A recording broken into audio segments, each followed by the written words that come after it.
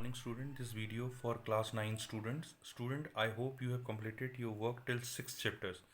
So it is my humble request to you, please complete all the questions which I marked you, which I assigned you in your WhatsApp group also. That homework you should do in your fair copy and show me regularly so I can rectify it. What you have to do today, we will start the next chapter. This is quadratic equation. This chapter will be in detail in class 10th, but introduction part is given over here, and this topic will be utilized in various questions of mensurations also. So you should know how to simplify, how to solve the quadratic equation. Here we have to discuss only one of the method, that is called factorization method, and you have done it, that factorization method, in factorization chapter. So this chapter is not very difficult for you, but see what is the proper way to solve quadratic equation.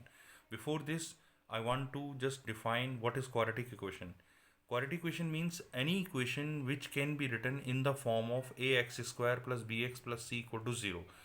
जो equation इस form में होगी उसे हम quadratic equation बोलेंगे, लेकिन condition ये है कि एक्स स्क्वायर के आगे जो नंबर लिखा हुआ है यानी कि ए वो ज़ीरो नहीं होना चाहिए। कहने का मतलब है कि एक्स स्क्वायर के का टर्म जरूर होना चाहिए उसमें। बाकी क्या जीरो हो सकता है, मतलब बी जीरो हो सकता है, सी जीरो हो सकता है, लेकिन ए को जीरो नहीं होना चाहिए। तो ये हमारा क्वाड्रेटिक इक्वेशन है। तो आप ये कह सकते हैं कि जैसे मैं अगर लिखूं कि 3x² प्लस 5 जीरो, तो ये भी एक क्वाड्रेटिक इक्वेशन है। अगर मैं ये कहूँ कि 9x² प्लस 5x, तो ये भी एक क्वाड्रेटिक इक्वेशन है। इसमें आप देखो, इसमें b जीरो है, इसमें c जीरो है, लेकिन तब भी ये क्वाड्रेटिक इक्वेशन हैं। लेकिन ये यहाँ पे 0x² नहीं होना, एक्स स्क्वायर के आगे जो नंबर लिखा हुआ है that should not be zero, so that is called quadratic equation. So this is the basic concept of quadratic equation कि क्वाड्रेटिक इक्वेशन होती क्या है, और इक्वल टू उसमें जीरो होना चाहिए। फैक्टर थ्योरम, फैक्टराइजेशन में हमने क्या सीखा था, हमने इस टर्म को फैक्टराइज करना सीखा हुआ है, इतना इक्वल टू नहीं था वहाँ पर। तो we have got two factors over here by the middle term split method. Here we have equal to 0, so we will get two values of x, that is called quadratic equation, solution of quadratic equation. So let's see, we have one of the rule, that rule is known as zero product rule. Now see what is zero product rule. Now student, see the zero product rule, solving quadratic equation. Here it is zero product rule, zero product rule, zero product rule। ये zero product rule होता क्या है, इसमें क्या होता है कि दो फैक्टर्स अगर आपके हैं और वो जीरो के इक्वल हैं, तो आपका पहला फैक्टर जीरो के इक्वल होगा या दूसरा फैक्टर जीरो के इक्वल होगा, या दोनों भी जीरो हो सकते हैं। तो ये कंडीशन को हम अगर अप्लाई करते हैं अपने क्वेश्चन में, जैसे कि हमारे पास दो फैक्टर्स हैं वो इक्वल टू जीरो है, तो हम कह सकते हैं कि x+3 जीरो के इक्वल होगा और x-2 भी जीरो के इक्वल होगा। तो यहाँ से हम लोग x की पहली वैल्यू निकालेंगे, ये आएगा -3, और यहाँ से हम x की दूसरी वैल्यू निकालेंगे, वो 2 होगा। तो हमारे दो आंसर हो जाएंगे, एक ये आंसर हो जाएगा, एक ये आंसर हो जाएगा।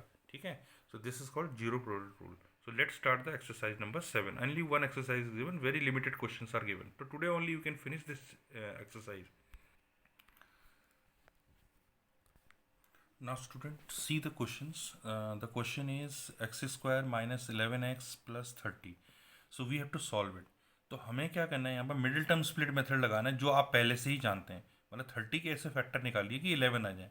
तो वी नो 6 × 5, 6 5 30, और 6 और 5 को प्लस करके 11 आता है। तो हम इसे ऐसे लिख सकते हैं x² minus 6x minus 5x plus 30।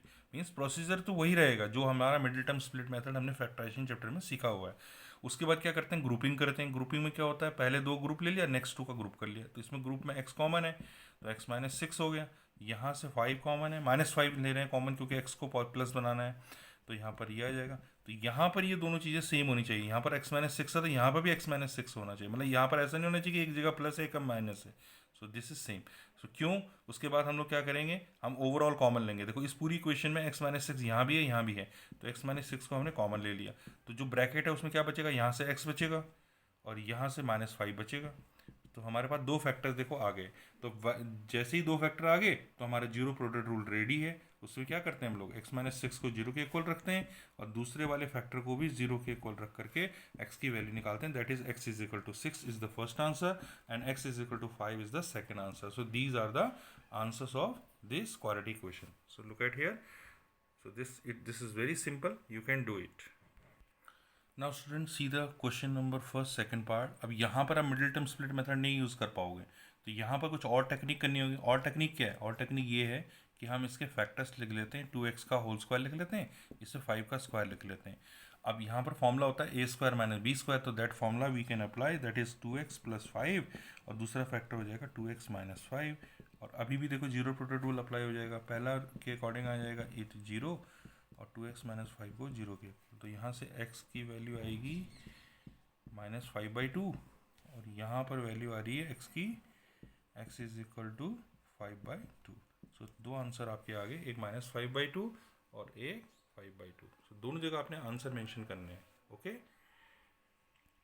so student, take the help from these question and please try to do this exercise today only. If you have any problem, you should ask the question. Thank you very much.